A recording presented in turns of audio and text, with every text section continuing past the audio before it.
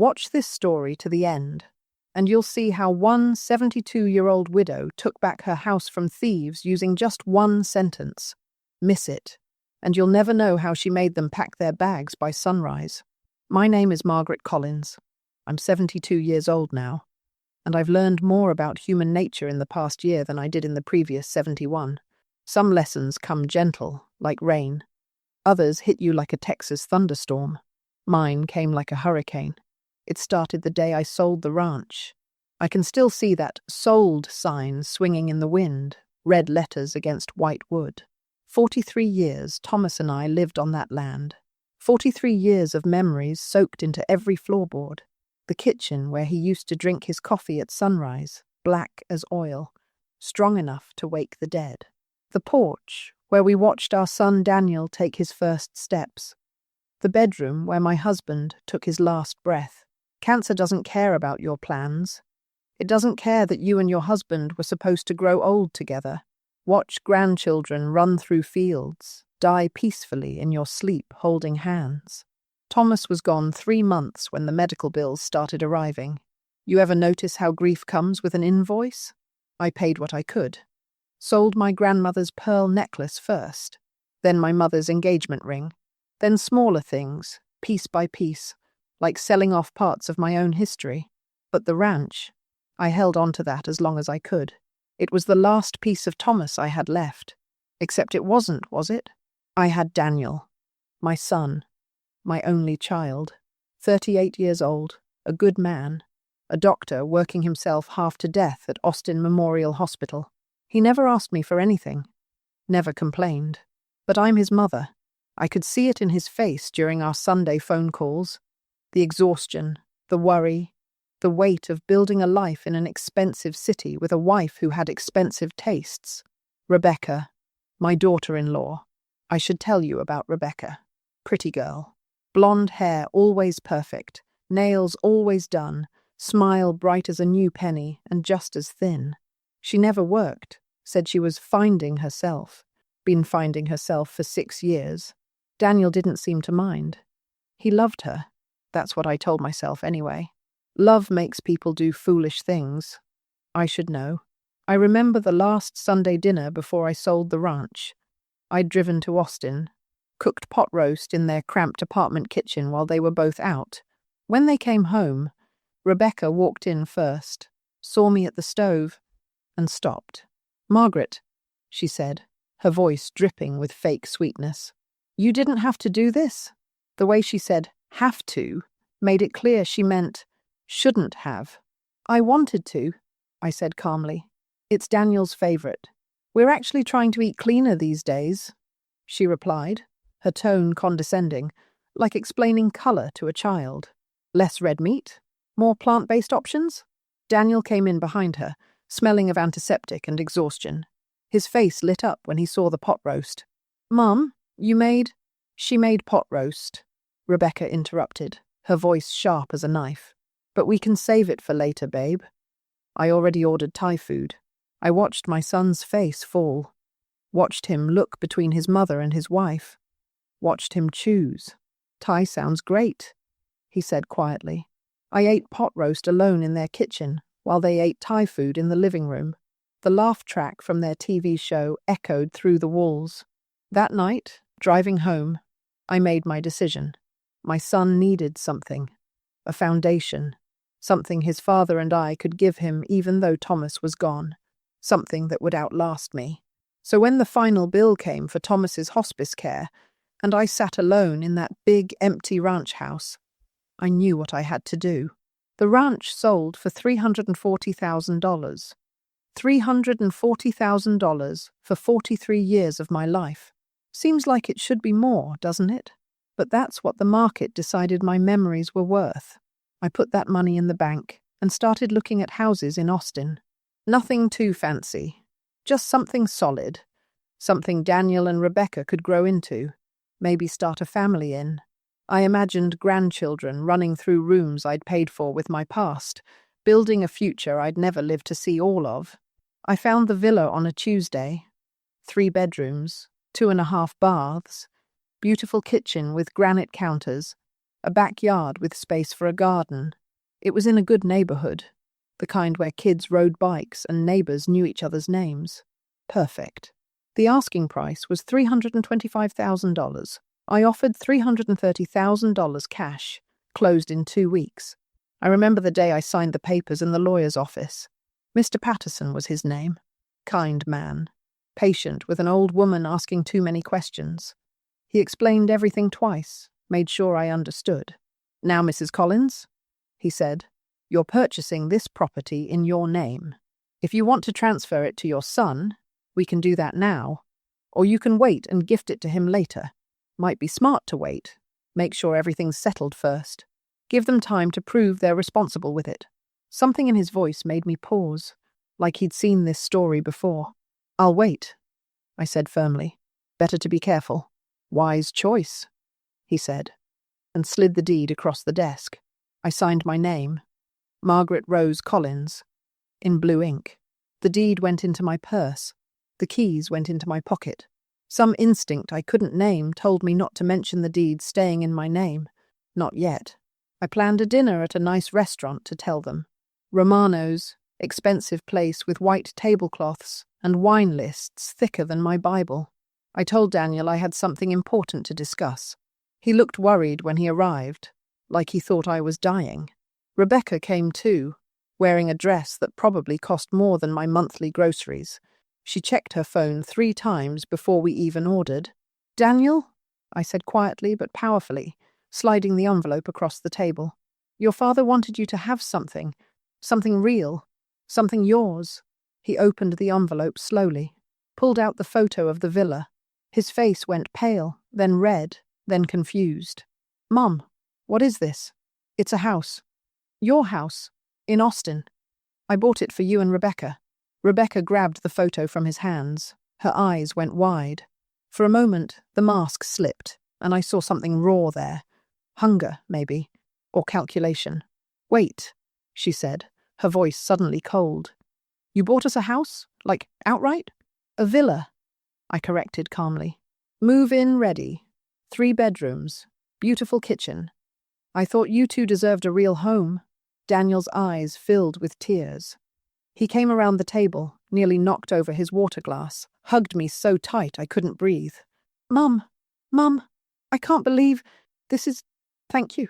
Thank you so much." Over his shoulder, I watched Rebecca staring at that photo. Her perfectly manicured nail traced the outline of the front door. She looked up, caught my eye, and smiled. "This is incredibly generous, Margaret," she said with fake sweetness that could rot teeth. "Really, above and beyond." That tone again. That particular distance. Like she was thanking a distant relative for a Christmas card. But Daniel was crying happy tears. That's what mattered. That's what I told myself. "Can we see it?" he asked, pulling back to look at me. "Can we go this weekend?" "It's yours," I said without emotion, trying not to let him see my own tears. "Whenever you want." We drove to the villa that Saturday.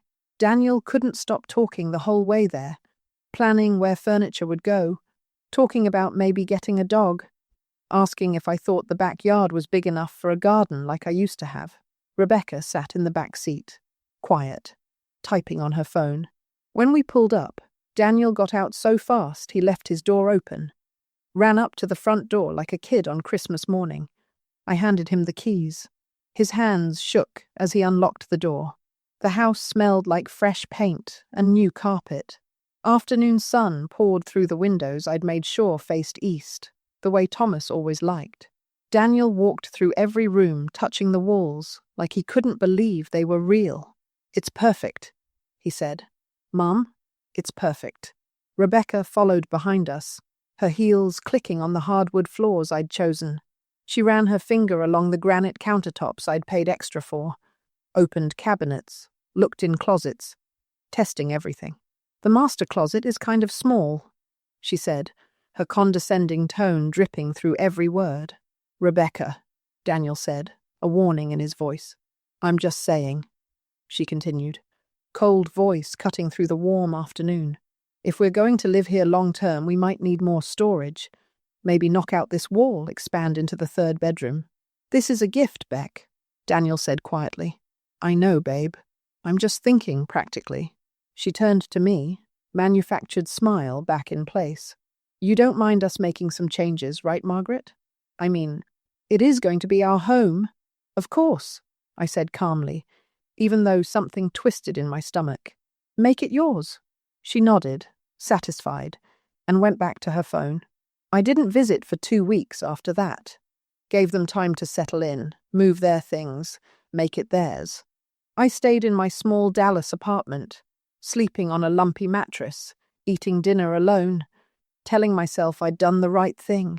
The deed sat in my safe deposit box, along with Thomas's watch and my wedding ring. Insurance, I told myself, just in case. On a Wednesday night, 2 weeks after the gift, my phone rang. Daniel. Mum, Rebecca's family is going to help us move in this weekend.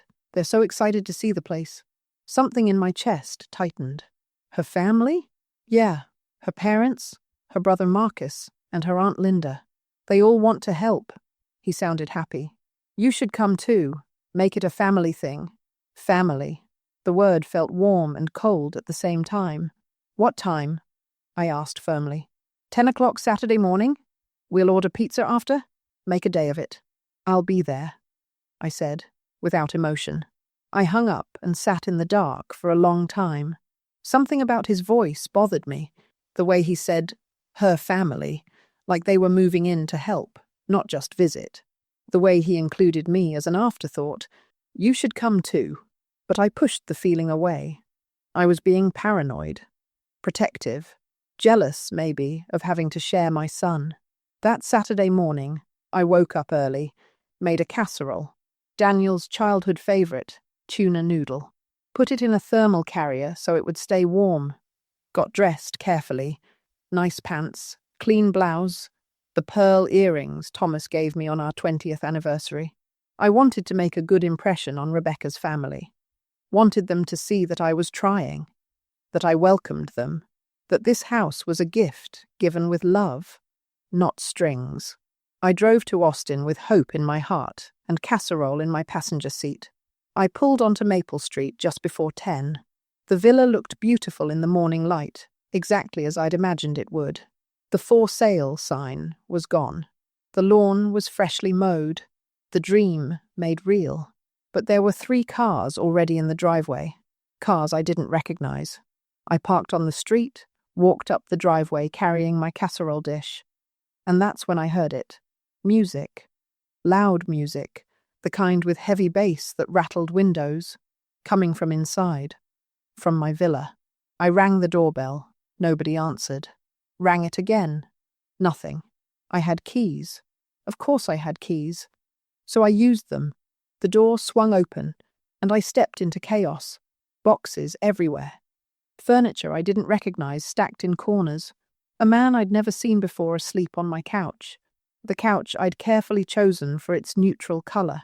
Empty beer cans on the coffee table. The smell of cigarette smoke, even though I'd specifically requested a non-smoking property. The music was coming from the kitchen. I walked toward it. Casserole dish clutched in my hands like a shield. A woman stood at my sink, washing dishes. Not young, maybe 50, with bleached blonde hair and too much makeup.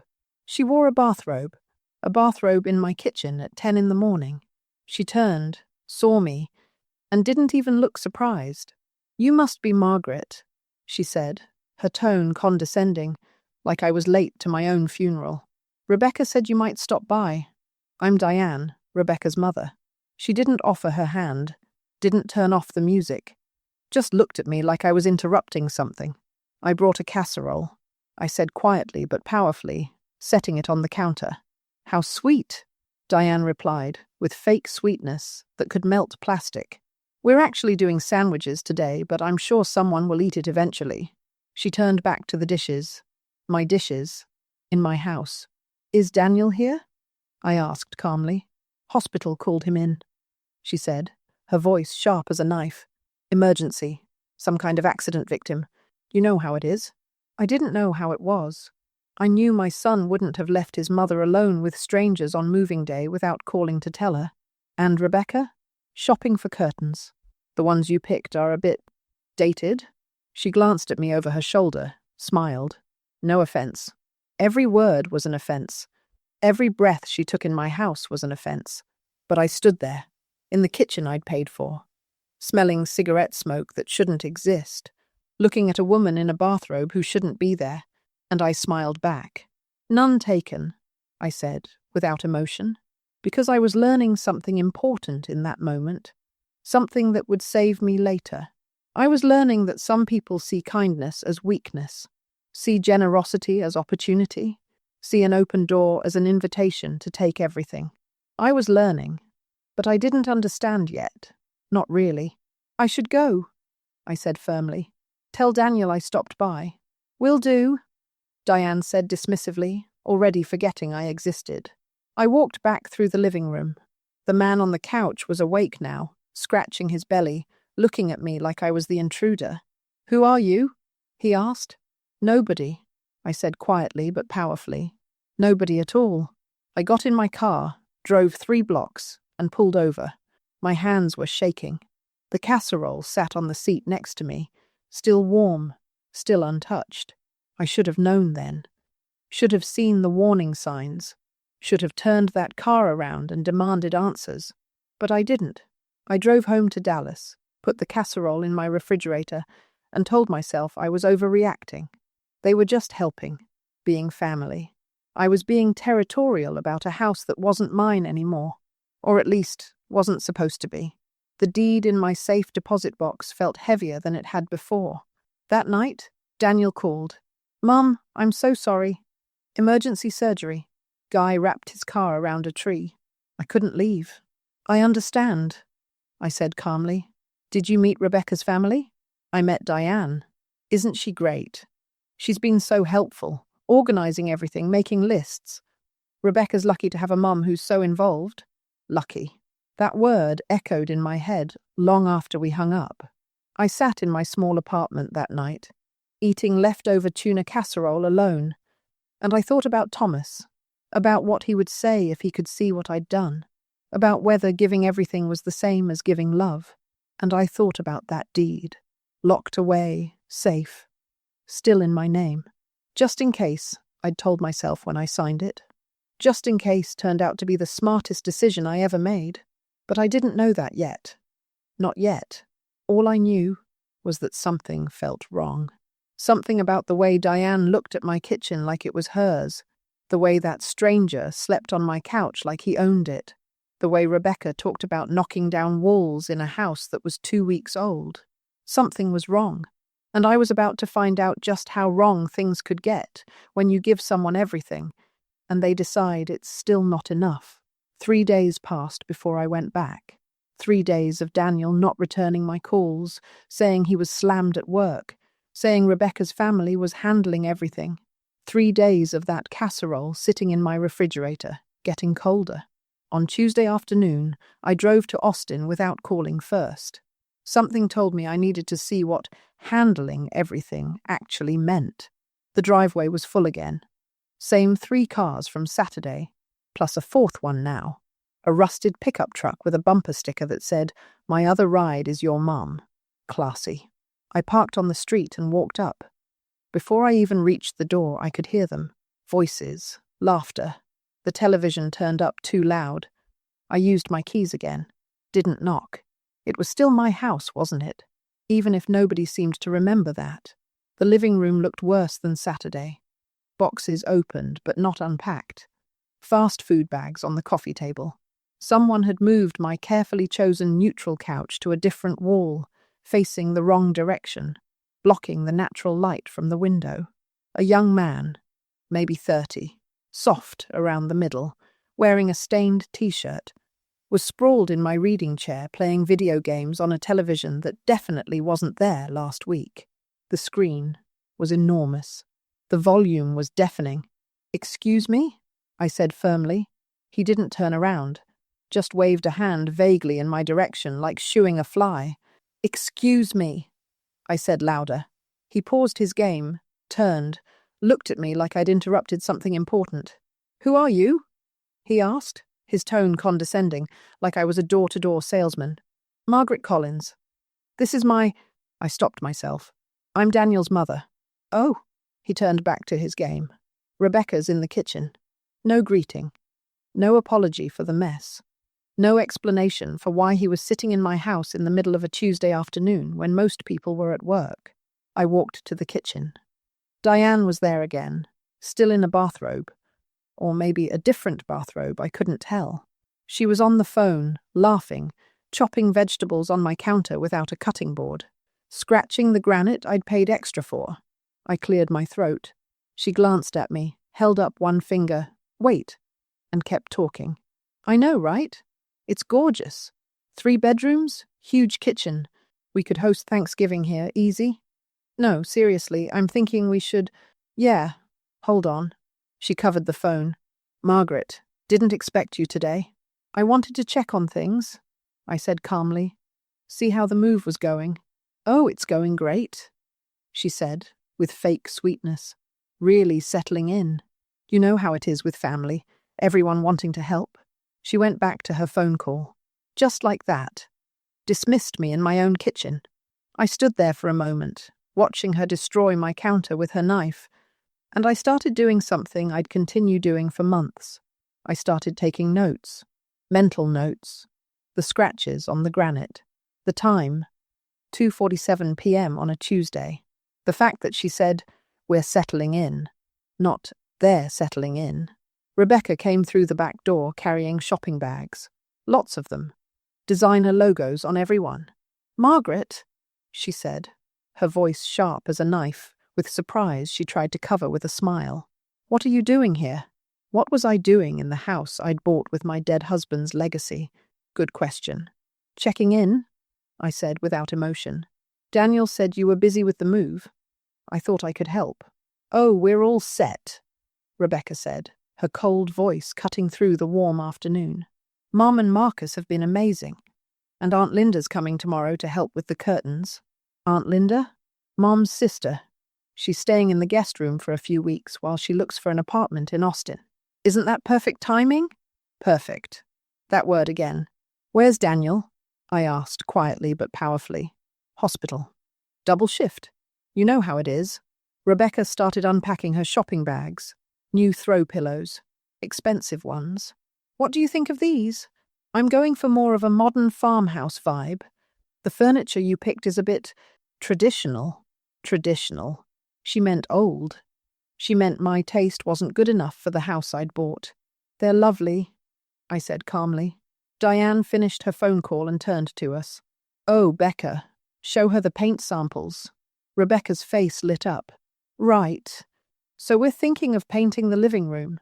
This beige is so boring. I'm thinking more of a sage green. Really make it pop. And the master bedroom, we're definitely doing a feature wall. Navy blue. Maybe. They'd been here less than a week, and they were already planning to repaint my walls." "Daniel approved this?" I asked firmly. "Daniel wants me to be happy," Rebecca said, her tone condescending, like explaining marriage to a child. "He said to do whatever I want." I looked at the two of them standing in my kitchen, talking about my walls, and something cold settled into my chest. This wasn't helping with a move. This was claiming territory. "I should let you get back to it," I said without emotion. "Before you go," Diane said, her voice dripping with fake sweetness, "we noticed the silverware you left is pretty mismatched. Where did you get it? We're trying to figure out if it's worth keeping or if we should just start fresh." The silverware I'd left. The silverware that had been my mother's, that I'd carefully placed in the drawer for Daniel to use in his new home. "It was my mother's," I said quietly but powerfully. "Oh," Diane said, not sounding sorry at all. "Well, maybe you'd like to take it with you, since it's sentimental." She wanted me to take back my own mother's silverware from my own house because it wasn't good enough for them. "I'll think about it," I said calmly, even though rage was building behind my ribs like a storm. I turned to leave. The young man was still playing video games. Diane was back on her phone. Rebecca was arranging her new throw pillows on my couch. Nobody walked me to the door. I sat in my car for 10 minutes before I could drive. My hands were shaking, not from fear, From fury I didn't know I could feel. I called Daniel. It went to voicemail. I called again. Voicemail again. Finally, I texted, "We need to talk. Call me when you can." He texted back 3 hours later. "Crazy busy. Everything okay?" Everything okay? Was everything okay? I typed and deleted 5 different responses. Finally settled on, "Call me when you're free." He called at 11 that night, voice heavy with exhaustion. "Mom, what's wrong? Your text sounded urgent." "Who's Marcus?" I asked calmly. "Rebecca's brother." "Why?" "He's living in the villa." Silence. Then, just temporarily, "He's between jobs. Rebecca's parents offered to let him stay there until he gets back on his feet." "Rebecca's parents offered?" "Yeah. They're all pitching in with the mortgage and utilities, so it makes sense." "What mortgage?" I interrupted, my voice sharp. "Daniel, I bought that house outright. There is no mortgage." More silence, longer this time.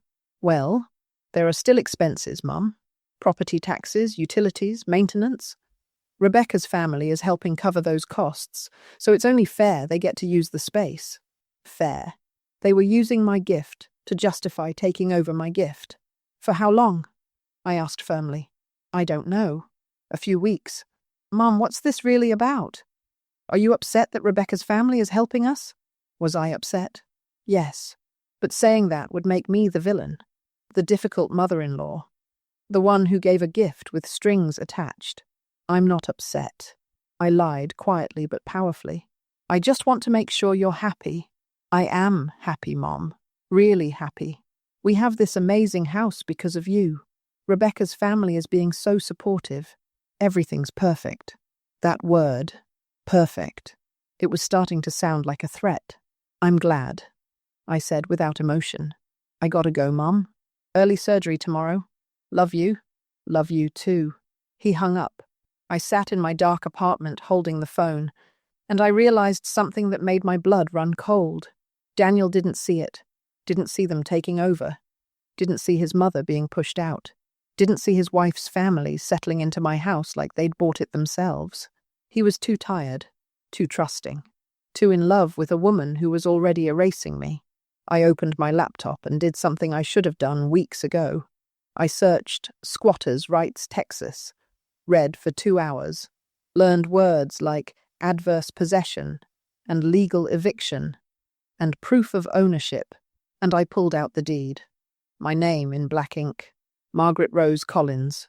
Owner. Not Daniel. Not Rebecca. Me.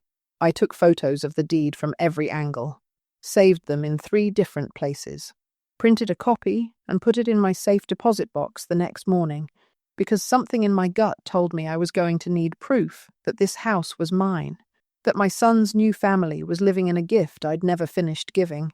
They thought they were clever, thought they'd found a free place to live, thought the old woman would be too polite to say anything. They were right about one thing. I was too polite, too patient, too afraid of driving a wedge between my son and myself. But patience has a limit, and mine was running out faster than they knew. I just didn't know yet how much lower they could go. I should have. Should have known that people who take a mile when you give an inch won't stop until they've taken everything.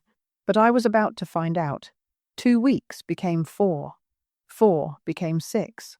I learned to call before I visited, learned the hard way after showing up unannounced and finding the door locked, nobody answering even though I could hear them inside. Learned that family meant Rebecca's family now, not me. I'd become a guest in the house I'd paid for with my life savings. Let me tell you what 6 weeks of temporary help looks like. It was a Saturday afternoon when I finally saw the full scope of what they'd done. Daniel had actually invited me this time. Said they were having a housewarming party. Wanted me to be part of it. I was foolish enough to feel hopeful. I baked cookies. Chocolate chip, Daniel's favorite since he was 6 years old. I wore my nice blue dress, the one Thomas always said brought out my eyes. I brought a card with $100 gift certificate to a home goods store. I pulled up at 2 o'clock, the time Daniel had specified. The driveway was packed. Cars spilling onto the lawn, crushing the grass I'd specifically asked the landscaper to seed with Kentucky bluegrass because it was hardy and green year-round. Music pounded from inside, the kind you feel in your chest before you hear with your ears. I had to ring the doorbell 4 times. Marcus opened it. Same stained t-shirt, or maybe a different one with the same stains. He had a beer in his hand, at 2 in the afternoon, on a Saturday, when most people his age were working or looking for work. "Oh," he said, his tone condescending. "It's you. It's you. Not, 'Hello, Mrs. Collins,' not, 'Come in,' just, 'It's you,' like I was a bill collector or a Jehovah's Witness." "Hello, Marcus," I said calmly. "Daniel invited me." "Yeah, well, party's already started." He stepped aside, barely, making me squeeze past him. I smelled beer and cigarettes and something else. Something sweet and burnt. Marijuana, maybe. I wasn't sure. But whatever it was didn't belong in my house. The living room was full of people I'd never seen. Young people, loud people, the kind who shouted instead of talked. The furniture had been moved again. My neutral couch was now shoved against the far wall, covered in jackets and purses. Someone had put their feet, shoes still on the coffee table I'd paid $800 for. The walls were different. They'd painted them. Sage green, like Rebecca said, but not professional. I could see roller marks, mist spots, paint splattered on the baseboards that used to be pristine white. "Margaret!" Diane appeared from the kitchen, wearing tight jeans and a sparkly top. She held a wine glass bigger than my head, filled with something pink. "You made it." Her voice was dripping with fake sweetness, but her eyes were calculating, taking in my conservative dress, my sensible shoes, my plate of homemade cookies. "I brought these for Daniel," I said firmly, holding up the plate. "How sweet," she said, her cold voice somehow making sweet sound like an insult. "Just set them wherever. We've got quite the spread already." She gestured toward the dining room table. It was covered in food. Store-bought trays from Costco, half-eaten, flies hovering. My beautiful table. The one with the butcher block top I'd chosen specifically because it was durable and timeless, was covered in grease stains and spilled drinks. I set my cookies down at the edge, watching them get swallowed by the chaos. "Where's Daniel?" I asked without emotion. "Oh, he got called in. Hospital emergency. But he said to start without him." Diane laughed, took a huge gulp of her wine. "Story of our lives, right? The doctor's never home. Our lives." She'd said our lives. Like she lived here. Like this was her house. "And Rebecca? Getting ready. You know how it is. Wanting to look perfect for your own party." Diane leaned in, her breath thick with wine. "Between you and me, I think she's pregnant. Throwing up every morning. But don't say anything. She wants to surprise Daniel. Pregnant. My first potential grandchild. And I was hearing about it as gossip from her drunk mother at a party in my house. "I won't say anything," I said quietly but powerfully. "Good." Diane patted my shoulder like I was a dog who'd learned a trick. "Now mingle. Make yourself at home." Make myself at home. In my home. I walked through the rooms, taking inventory, not just looking, documenting, every change, every violation. The guest room where I used to stay occasionally had been converted into what looked like a teenage boy's bedroom. Marcus's, I assumed. Posters on the walls, clothes on the floor, the closet door open, showing boxes stacked inside. Not moving boxes, boxes that looked settled, permanent. The second guest room had a woman's clothes hanging in the closet. Aunt Linda's, I guessed. Makeup spread across the dresser I'd bought specifically for that room. Perfume bottles lined up like soldiers. I took a photo, discreetly. Just pulled out my phone like I was checking messages and snapped a picture. The master bedroom door was closed. I almost didn't open it. Almost walked away. But something made me turn the handle. The room was dark, curtains drawn even though it was mid-afternoon. It smelled like stale air and expensive perfume. The bed, my gift, the expensive mattress I'd chosen after researching for weeks, was unmade. Sheets twisted, clothes scattered across the floor. But that's not what stopped my heart. My mother's antique clock was gone from the nightstand. The one I'd placed there carefully, the one that had sat on my nightstand for 40 years, that had sat on my mother's nightstand for 40 years before that. Gone. The photograph of Thomas and me on our wedding day, the silver frame I'd put on the dresser. Gone. The quilt my grandmother made, the one I'd folded at the foot of the bed as a decorative touch. Gone. Erased. All of it. Like I'd never been there. Like my family's history meant nothing. I stood in that dark room, and something inside me cracked. Not broke, not yet, but cracked. A fault line forming. I took more photos. The empty nightstand, the bare dresser, everything. Margaret? I turned. Rebecca stood in the doorway, wearing a tight dress and heels so high I couldn't understand how she walked. Her hair was perfect. Her makeup was perfect. Everything about her was perfect, except the look in her eyes when she saw me standing in her bedroom. "What are you doing in here?" she asked, her voice sharp as a knife. "Looking for the bathroom." I lied calmly. "The door was unlocked. Bathroom's down the hall. You know that." She was right. I did know that. She knew I was lying. I knew she knew. I moved toward the door. She didn't move. Made me squeeze past her just like Marcus had. Made me feel small and intrusive and wrong. "You know," she said, her tone condescending, like talking to a confused elderly woman.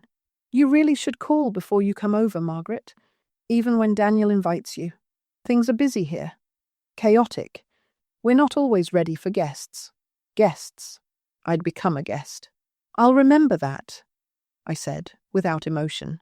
I walked back to the living room, my heart pounding, rage building like a pressure system behind my eyes. The party was getting louder. Someone had turned up the music. Someone else had opened my back door, the one that led to my carefully maintained yard, and people were spilling outside, trampling my flower beds, throwing beer cans into my shrubs. I found my purse and headed for the door. Nobody noticed me leaving.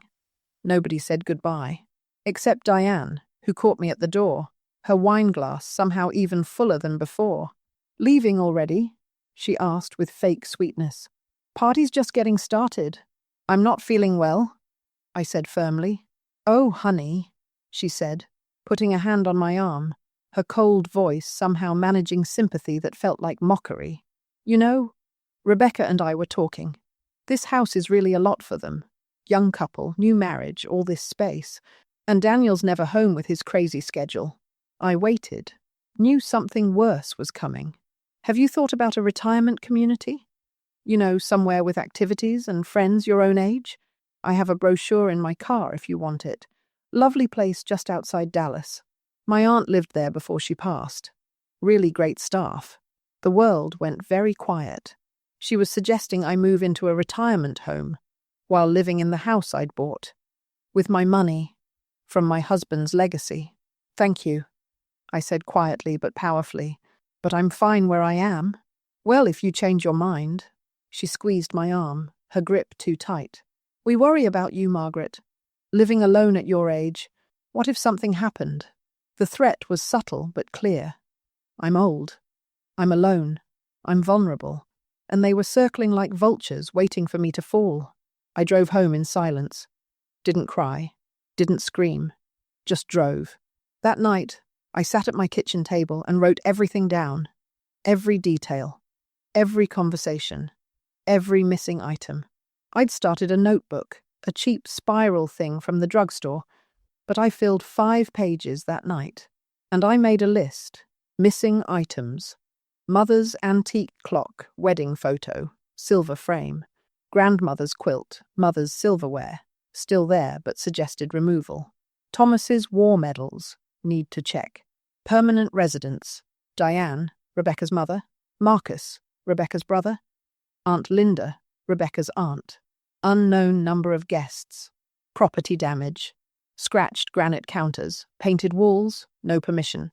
Trampled lawn, damaged flower beds, possible smoke damage, cigarettes. I called Daniel that night. Midnight. Didn't care if I woke him. "Mom?" His voice was heavy with sleep. "Everything okay?" "No," I said calmly. "Everything is not okay." I told him about the missing heirlooms, the permanent house guests, the damage to the property, the retirement home suggestion. He was quiet for a long time.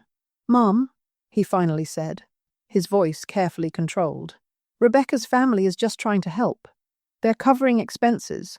"What expenses?" I interrupted firmly. "There's no mortgage. I pay the property taxes from the escrow I set up." "What expenses?" "Utilities, internet, maintenance." "Mum, you gave us this house. You don't get to control how we use it." Those words hit like a slap. "I gave you a house," I said without emotion.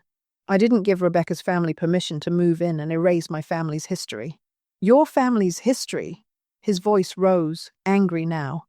"Mom, this is my house, my marriage, my life. I love you, but you need to let go. You need to stop hovering." Hovering. I'd been called a lot of things in 72 years. Hovering had never been one of them. "Your grandmother's clock is gone," I said quietly but powerfully. "Your father's war medals might be gone. Your great-grandmother's quilt is gone. These aren't decorations, Daniel. They're your history too. Rebecca probably just put them somewhere safe. You're overreacting." "Am I?" "Yes." He sighed, exhausted. "Look, I know this is an adjustment. I know you're used to things being a certain way. But this is my home now. Mine and Rebecca's. And her family is my family now. Can you please just try to get along with them? My son was asking me to get along with people who were stealing from me, living in my house, suggesting I move into a nursing home. I'll try." I lied. "Thank you. I love you, Mum. Love you too." I hung up and sat in the dark for a long time. That's when I knew, really knew. Daniel wasn't going to save me, wasn't going to see the truth until it was too late. He was too tired, too trusting, too desperate to believe his wife's family had good intentions. If I wanted my house back, my dignity back, I was going to have to do it myself. I pulled out the deed again, stared at my name, and I started planning. Not revenge, not yet. First, I needed to know exactly what I was dealing with. Needed proof, needed documentation. So the next day, I did something I never thought I'd do. I hired a lawyer. Not Mr. Patterson, who'd helped me buy the house.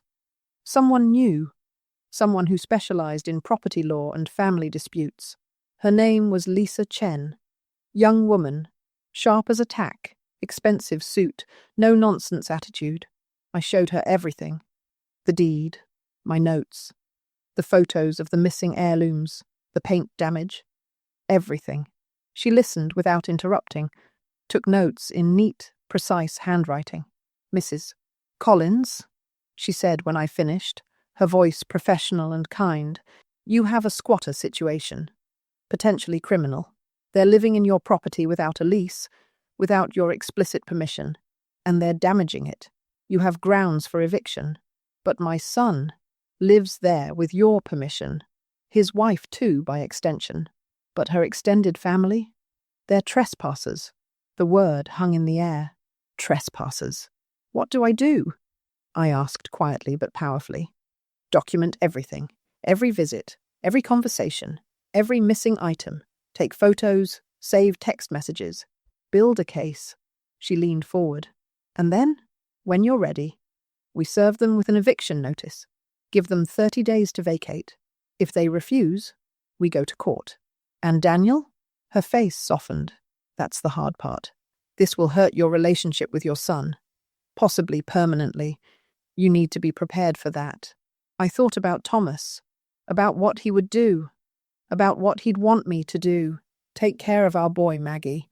But sometimes taking care of someone means letting them fall so they can learn to stand back up. "I'm prepared," I said firmly. I wasn't.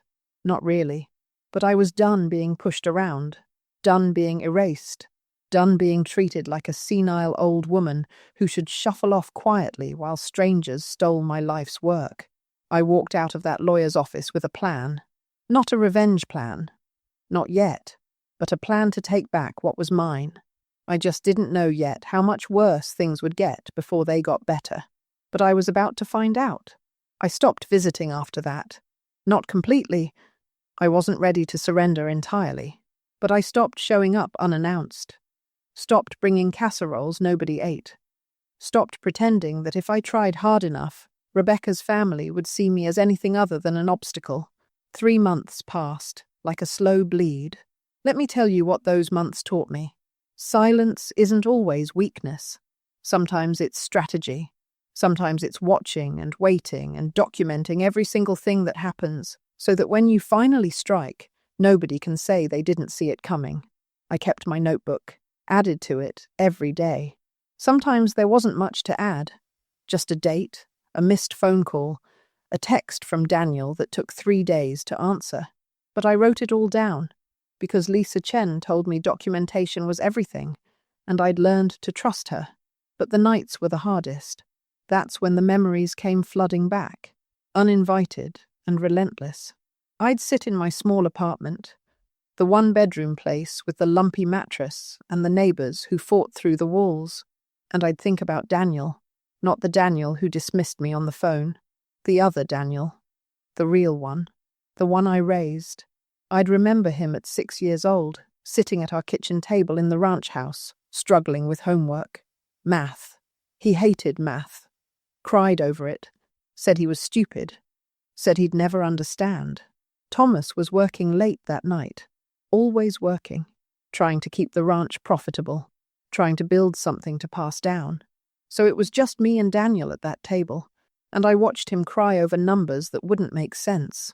I didn't get frustrated. Didn't tell him to toughen up. I just pulled out a bag of M&Ms and showed him how to count by colors. Made math into a game. By bedtime, he was laughing. By the end of the week, he was getting A's. I'd remember him at 12, when Tyler Morrison broke his nose on the playground. Daniel came home with blood on his shirt and tears in his eyes. Not from pain, but from humiliation. Tyler was bigger, meaner, the kind of bully who found weakness like a shark finds blood. Thomas wanted to call Tyler's parents, wanted to go down to the school and make a scene, but I said no. I sat Daniel down and taught him something different. Bullies want a reaction, I told him. They want you scared, so you don't give them that. You hold your head up, you smile. You act like their words are rain and you're waterproof. It took weeks, but eventually, Tyler moved on to easier targets, and Daniel learned that strength isn't always about fighting back. Sometimes it's about refusing to be broken. I'd remember him at 16, failing his driver's test for the 3rd time. He was so ashamed, convinced he'd never learn. Thomas was losing patience, saying the boy needed to toughen up, figure it out on his own, but I took him out every day after school, patient, calm, teaching him that failure wasn't the end. It was just information. Try again. Adjust. Learn. He passed on the 4th try, came home with his license and tears in his eyes, hugging me so tight I couldn't breathe. "Thanks for not giving up on me, Mum," he said. I'd never given up on him. Not once. Not ever. So why was he giving up on me? I'd remember him at 23, graduating medical school, top of his class. Thomas was already sick by then. Stage 3, the doctors said, though we all knew it was worse. He was in a wheelchair, oxygen tank at his side, but he insisted on being there. Daniel walked across that stage, and Thomas grabbed my hand, squeezed it so hard it hurt. "We did good, Maggie," he whispered. "We raised a good man. A good man." That's what I thought. That's what I believed. But good men don't let their mothers be disrespected. Good men don't let strangers take over their mother's gift. Good men don't choose silence when they should choose sides. I'd remember Thomas's last week, the hospice bed in our living room because he wanted to die at home, looking out at the land he loved. The morphine made him confused sometimes, but in the clear moments, he'd hold my hand and talk about Daniel. "Promise me you'll take care of him," Thomas said, his voice thin as paper. "He's going to need you when I'm gone. Men don't know how to grieve. They bury it. You make sure he doesn't bury it so deep he can't find his way back." "I promise," I said. "And Maggie? Don't let him forget who he is. Don't let the world make him hard. Keep him soft. Keep him good." Those were almost his last words. 2 days later, he was gone. I kept my promise. For 38 years, I kept my promise. I took care of Daniel, protected him, sacrificed for him, sold my mother's jewelry to pay for his college, sold my grandmother's china to pay for his medical school applications, worked 2 jobs so he could focus on studying instead of working. And when Thomas died and the medical bills came, I sold the ranch, sold 43 years of memories, sold the last piece of my husband I had left, for Daniel, for my son, for the good man I'd raised. And now that good man couldn't find 5 minutes to return my calls. Now that good man let his wife's family erase my history. Now that good man told me I was overreacting when I said my mother's clock was missing. Those were the thoughts that kept me up at night. The betrayal that felt worse than anything Rebecca's family could do, because they were strangers. They didn't owe me anything. But Daniel did, and he was defaulting on a debt 38 years in the making. Still, I kept visiting. Not often. Once every 2 weeks, maybe. Always calling first. Always timing it for when Daniel might actually be home. Always hoping this time would be different. It never was. The villa changed more each time I saw it. The walls went from sage green to grey. Then one room went navy blue.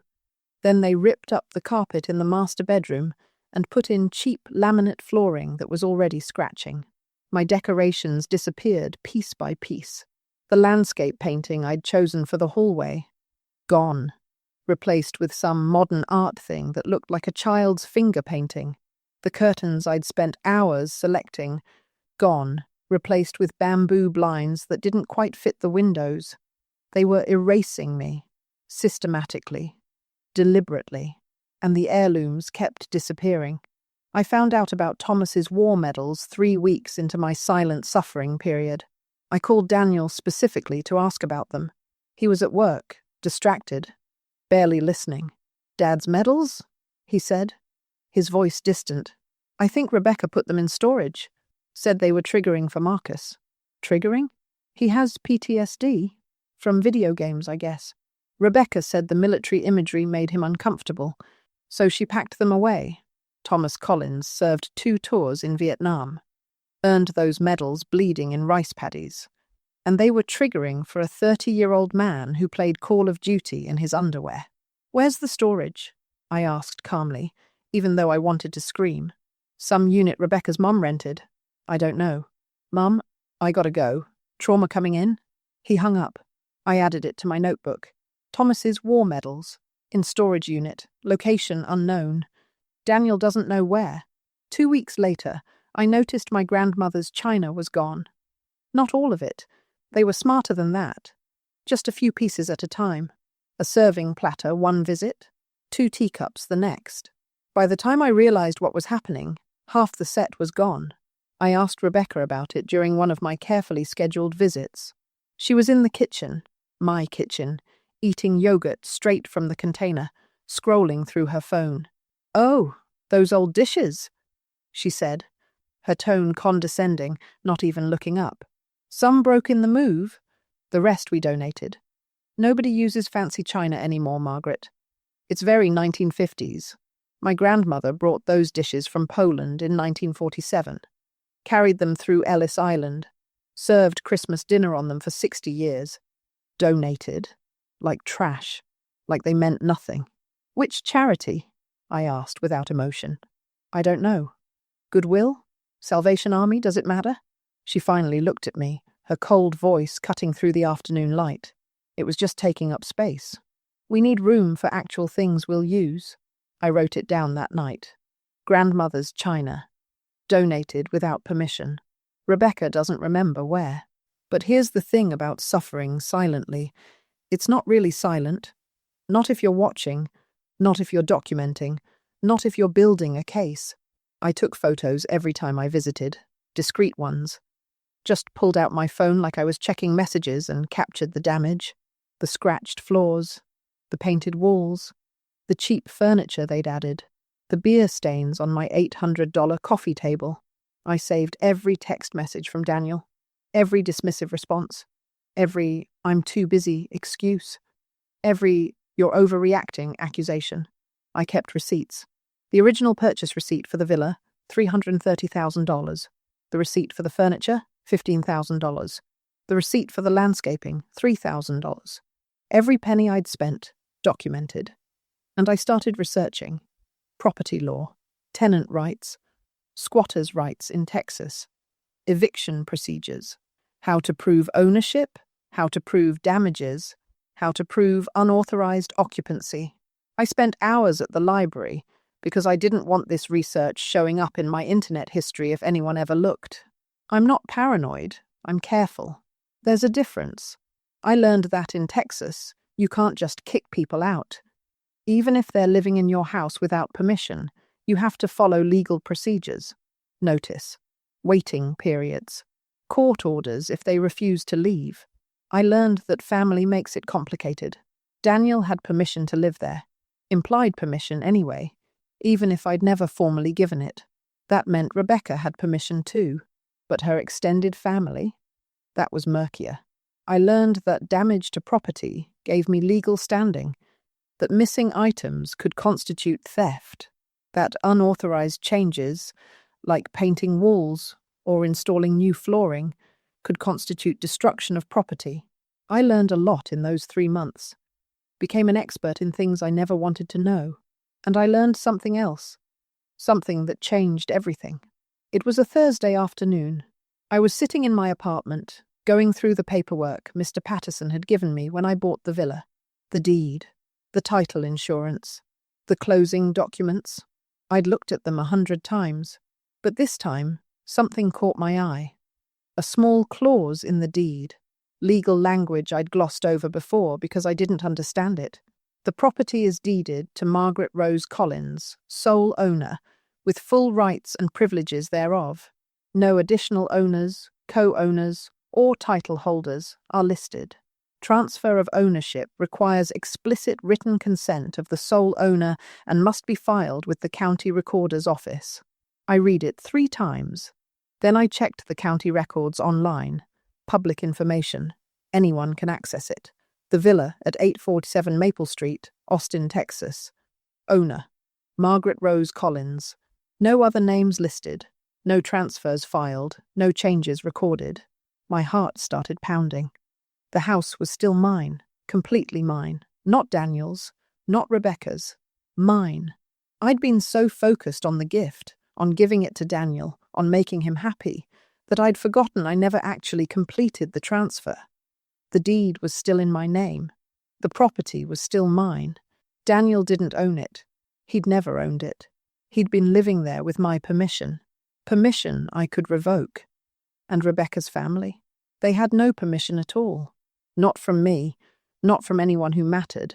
They were squatters, trespassers, living in my house without my consent. I sat in my apartment holding those papers, and for the first time in 3 months, I smiled. It wasn't a happy smile. It was the smile of someone who just found the gun in the drawer, the bullet in the chamber. The safety clicked off. I called Lisa Chen the next morning. "I need to see you," I said firmly. "As soon as possible." "Is everything all right, Mrs. Collins?" "Everything," I said quietly but powerfully, "is about to be." Lisa Chen reviewed my documents with the careful attention of a surgeon examining an X-ray. Her office was modern, all glass and steel, the kind of place that charges $400 an hour and earns every penny. "Mrs. Collins," she said finally, looking up at me with something like admiration, "you maintained sole ownership of the property. Your son has no legal claim to this house." "I know," I said calmly. "Do you understand what this means?" "It means I've been letting them live in my house, and I can stop letting them." "Exactly." She leaned back in her leather chair. "But we need to be strategic. If you move too fast, it looks petty, like a mother punishing her son. We need more evidence of the damage, the theft, the unauthorized occupancy by extended family members. We need this to be unquestionable. How much more evidence? Another month, maybe 2. Document everything. Every visit, every missing item, every person living there without your consent. And then, she smiled. It wasn't a kind smile. It was the smile of a lawyer who loved winning. Then we served them with an eviction notice. and we take back what's yours. I left her office feeling something I hadn't felt in months. Power, control, hope. But I had to be patient, had to wait. Had to keep playing the role of the confused old mother while building my case brick by brick. So I decided to do something I hadn't done in weeks. I decided to have dinner with my son at the villa. One last attempt to see if there was anything salvageable in our relationship before I brought down the hammer. I called Daniel, asked if I could cook dinner for everyone on Saturday. Just family. Nothing fancy. He hesitated. I could hear it in the pause before he answered. "Let me check with Rebecca," he said. "Let me check with Rebecca." My son needed permission from his wife to have dinner with his mother. "Okay," I said without emotion. He called back an hour later. "Saturday works. 6 o'clock? Perfect," I said calmly. I spent Friday preparing. Made pot roast again, Daniel's favorite, even if Rebecca hated it. Made mashed potatoes from scratch. Made green beans with bacon, the way Thomas used to like them. Made an apple pie that took 4 hours because the crust had to be perfect. I wasn't trying to win them over. I was saying goodbye. Saying goodbye to the dream that we could be a family. Saying goodbye to the son I thought I'd raised. Saying goodbye to the last bit of hope I'd been carrying around like a stone. Saturday afternoon, I loaded everything into my car.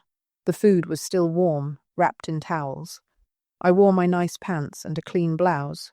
The pearl earrings Thomas gave me. I wanted to look dignified. Wanted them to remember this moment later and know I'd tried. I pulled up to the villa at exactly 6 o'clock. The driveway was full of cars again. I counted 6. 6 cars for a family dinner. I used my key.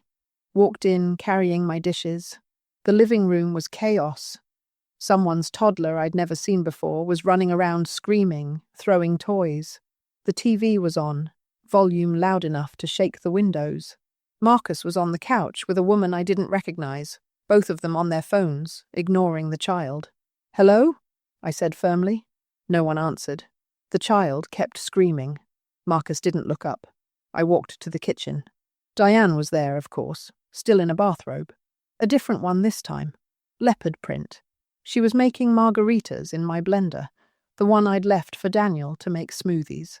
"Margaret," she said, with fake sweetness that could curdle milk. "We didn't know you were coming. Daniel invited me," I said calmly. "For family dinner?" "Oh, right. The family dinner?" She laughed, took a sip of her margarita straight from the blender pitcher. "Yeah, we decided to make it a bigger thing. More the merrier, right?" The kitchen table, my dining table, was covered in pizza boxes. Dominoes. 5 large pizzas, half-eaten, grease soaking through the cardboard onto my butcher block. I set down my pot roast, my mashed potatoes, my green beans, my apple pie. They looked ridiculous next to the pizza. Looked like an old woman trying too hard. "How sweet," Diane said, her condescending tone making sweet sound like pathetic. "You cooked, but we already ordered. Hope you didn't go to too much trouble." Too much trouble. 4 hours of cooking, a week of planning, a lifetime of trying. "No trouble," I said without emotion. Rebecca came in, wearing yoga pants and a sports bra. Just a sports bra. In front of everyone. She barely glanced at me. "Oh, Margaret. I forgot you were coming." Her cold voice matched her outfit. Barely there, barely caring. "We're doing pizza tonight. Easier." "I can see that," I said quietly but powerfully. Aunt Linda appeared from somewhere, grabbed a slice of pizza, looked at my dishes with something like pity. "Bless your heart," she said, which in Texas means, "You poor, stupid fool. You went to all this trouble. We could have told you we were doing casual tonight." Daniel came in last, still in his scrubs. He looked exhausted, looked at me, at the food I'd brought, at the pizza on the table, and I saw something in his eyes. Guilt, maybe, or embarrassment, but not strong enough to matter. "Hey, Mom," he said quietly. "You brought food." "I brought dinner," I said firmly, like we discussed. "Yeah, but everyone was hungry, so we just ordered." "I can see what you ordered, Daniel." Tension settled over the kitchen like fog. The child's screaming from the living room got louder. Someone turned up the TV. "Well?" Diane said, her voice sharp as a knife, slicing through the awkwardness. "Let's all sit down. Plenty of food for everyone." We sat, at my table, in my house, and I watched the meat pizza while my pot roast got cold. I tried. God knows I tried. Asked about Daniel's work. Asked about Rebecca's day. Asked about everyone's lives like I was interested, like I belonged there. Nobody asked about mine. Halfway through dinner, the toddler ran into the kitchen, still screaming. Marcus's girlfriend, I finally learned her name was Brittany, chased after him half-heartedly. "Sorry," she said, not sounding sorry. "He's teething." The child grabbed a slice of pizza off Diane's plate and ran back to the living room. Diane laughed like it was cute. I took a bite of my pot roast. It was good. Still good. Even cold, it was good. Thomas would have loved it, but nobody else touched it. After dinner, Diane started clearing the table, threw the pizza boxes in the trash, started loading the dishwasher. My dishwasher. Then she grabbed my dishes. My carefully prepared food. "I'll just wrap this up for you," she said, with fake sweetness. "You can take it home. Take it home. Take my food out of my house so I could eat it alone in my apartment." "Thank you," I said calmly. While she was wrapping the dishes, Rebecca started talking. Not to me. About me. Like I wasn't sitting right there. "You know," she said to Diane, her tone condescending, like discussing a problem child, "I've been thinking about Grandma." Grandma. She'd never called me Grandma. I wasn't a grandmother. She wasn't pregnant yet, despite Diane's gossip. "What about her?" Diane asked. "Just that she's getting older, living alone. We worry, you know?" "We do worry," Diane agreed, her cold voice somehow managing fake concern. "What if she falls? What if something happens?" "Exactly." Rebecca looked at Daniel, not at me. "Babe, have you thought about looking into assisted living for your mom?" The room went very quiet. Even the toddler's screaming seemed to pause. Daniel looked uncomfortable, shifted in his chair. "Rebecca, I'm just saying," she continued, her voice sharp as a knife. "She's here all the time, checking on things, worrying about stuff that doesn't matter. It's not healthy. She needs friends her own age, activities, professional care. She's not that old," Daniel said weakly. "She's 72, babe, and she's alone. No support system. It's sad." Rebecca finally looked at me, manufactured sympathy on her face. "Margaret, you know we love you. We just want what's best for you, what's best for me. They wanted me in a home, wanted me out of the way, wanted me gone so they could fully claim what I'd built. There are some really nice places," Diane added, her fake sweetness thick enough to choke on. "Clean, safe, activities every day. You'd make friends. Wouldn't have to worry about maintaining an apartment. My mother lived in one before she passed." Aunt Linda chimed in. She loved it, said it was like a cruise ship that didn't move. They were all looking at me now, waiting for me to respond, waiting for me to agree that yes, I should be put out to pasture while they lived in the house I bought. I looked at Daniel, my son, the man I raised, the man I sacrificed everything for. Say something, I thought. Defend me. Tell them I'm fine. Tell them to stop. He looked at his plate. "Margaret, honey," Diane continued, clearly taking Daniel's silence as permission to keep going. "You're always so stressed about this house, about Daniel, about things that aren't your responsibility anymore. Wouldn't it be nice to just let go? Enjoy your retirement? You've earned it. Let go. Of my house. Of my son. Of everything I'd built. You could visit whenever you want," Rebecca added, her condescending tone making it clear I would not, in fact, be visiting whenever I wanted. "We'd come see you too. Bring the kids when we have them. I think," I said quietly but powerfully, setting down my fork with careful precision, "that I'm fine where I am." "But are you, though?" Diane leaned forward, her cold voice cutting. "Be honest with yourself, Margaret. You're alone. You're not getting any younger. What happens if you fall and no one finds you for days?" "I have friends," I said firmly. A lie. Most of my friends were dead or in Florida. Do you? Rebecca asked, her voice sharp as a knife. Because you're always here, always calling Daniel, always worried about us. That's not healthy, Margaret. That's codependency. Codependency. I was codependent on my son because I called him twice a week and visited twice a month. You need to think about your future, Diane said, her tone condescending, like explaining death to a child. You can't depend on Daniel forever. He has his own life now, his own family. You need to build your own community, find your own people, my own people. As if my son wasn't my people, as if the family I'd built didn't count anymore.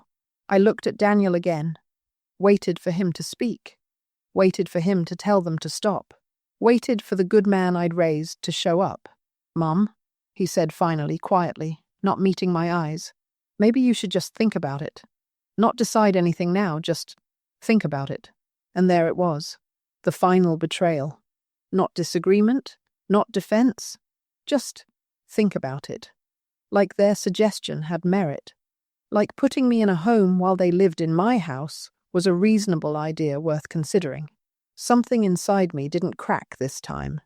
It broke, clean through. A split so final I could feel it physically, like a bone snapping. I stood up slowly. The table went quiet.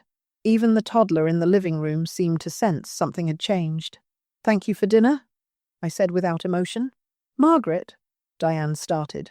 I'll collect my dishes and go, I continued calmly. I can see I'm intruding on your family time. Mum? Daniel tried. I held up one hand. He stopped talking. Something in my face must have warned him. Something he'd never seen before. Not anger, not hurt. Something colder. Something final. Diane? I said quietly but powerfully, looking directly at Rebecca's mother. Thank you for your concern about my living situation, but I'm perfectly capable of taking care of myself. I don't need assisted living. I don't need a cruise ship that doesn't move. What I need is for people to stop treating me like a burden who should disappear quietly. The room was silent now. Even the TV had gone to commercial. Rebecca, I continued, my voice calm and steady. Thank you for worrying about my mental health. But calling my son twice a week and visiting twice a month isn't codependency. It's called being a mother, though I understand you might not recognize that, since your mother seems more interested in living in other people's houses than maintaining her own. Diane's face went red. Rebecca's mouth dropped open. Daniel, I said, finally looking at my son, thank you for suggesting I think about it. I will. I'll think about a lot of things. I walked to the counter where Diane had wrapped my food, picked up my dishes, my pot roast, my mashed potatoes, my green beans, my apple pie that nobody touched. One more thing, I said, turning back to face them, standing in the doorway of my kitchen in my house on my property. For the record, I gave Daniel a house. Not you, Diane. Not you, Marcus. Not you, Aunt Linda. Not you, Rebecca. Though you came with the package. I gave my son a home because I loved him. Because I wanted him to have something stable. Something his father and I built for him. Mom, Daniel's voice cracked. But somewhere along the way, I continued, my voice steady as stone, you all forgot it was a gift. Forgot it came from somewhere. Forgot it was paid for with 43 years of my life. Forgot that every wall, every floor, every counter was bought with my husband's memory. We appreciate. Rebecca tried. You don't, I said firmly. If you appreciated it, you wouldn't have erased every trace of my family. Wouldn't have suggested I move into a nursing home so you could have this house completely to yourselves. Wouldn't have treated me like an inconvenient elderly woman who should shuffle off quietly and die somewhere out of sight. I walked to the door, opened it. Cold evening air rushed in. I'll be thinking, I said quietly but powerfully, just like Daniel suggested, thinking very carefully about a lot of things. I walked out, loaded my dishes in my car, drove 3 blocks before I had to pull over because my hands were shaking so badly. But I didn't cry, not one tear, because tears are for grief, and I wasn't grieving anymore. I was angry. Righteously, finally, completely angry, I drove home, put the food in my refrigerator, sat at my kitchen table, pulled out my phone, typed a text to Lisa Chen. How fast can we move on the eviction? She responded in 2 minutes. 2 weeks to prepare. Then we serve papers. How aggressive do you want to be? I thought about Thomas, about his medals in some unknown storage unit, about my grandmother's china donated like trash, about being told to move into a nursing home in my own house. I typed back, as aggressive as the law allows. Good, she responded. It's time to remind them who really owns that house. I set down my phone and looked around my small apartment, at the lumpy mattress visible through the bedroom door, at the peeling linoleum in the kitchen, at the walls so thin I could hear my neighbour's TV. This was what I'd reduced myself to so my son could have better. This was what I'd accepted while strangers lived in luxury I'd paid for. No more. I pulled out my notebook, wrote one more entry. Saturday, November 12th. Dinner at Villa. Diane, Rebecca, and Aunt Linda suggested I move into assisted living. Daniel said to think about it. No longer trying to preserve relationship. Moving forward with legal action. Then I wrote something else. Something I'd been avoiding writing for months, because writing it made it real. My son chose them over me. This is no longer about the house. This is about dignity. This is about justice. This is about showing him that some gifts come with receipts. And I'm about to collect. I closed the notebook, made myself a cup of tea, ate a piece of my apple pie alone at my small table. It was delicious. Thomas would have loved it. And somewhere in Austin, in the villa I'd bought with my life savings, strangers were probably still eating pizza and laughing about the crazy old woman who'd finally left them in peace. But they didn't know what I knew, didn't see what was coming. They thought they'd won, thought they'd convinced me to go away quietly. They were about to learn that quiet doesn't mean defeated, that patience doesn't mean weakness, that the nicest people, when pushed too far, become the most dangerous, because I'd been quiet for months, patient for years, nice for a lifetime, and I was done with all three. In the meantime, on the final screen, I'm leaving you with 2 of the channel's most beloved stories. I'm sure they will surprise you. Thank you for staying with me until now. Subscribe and stay tuned for part 2 of my story.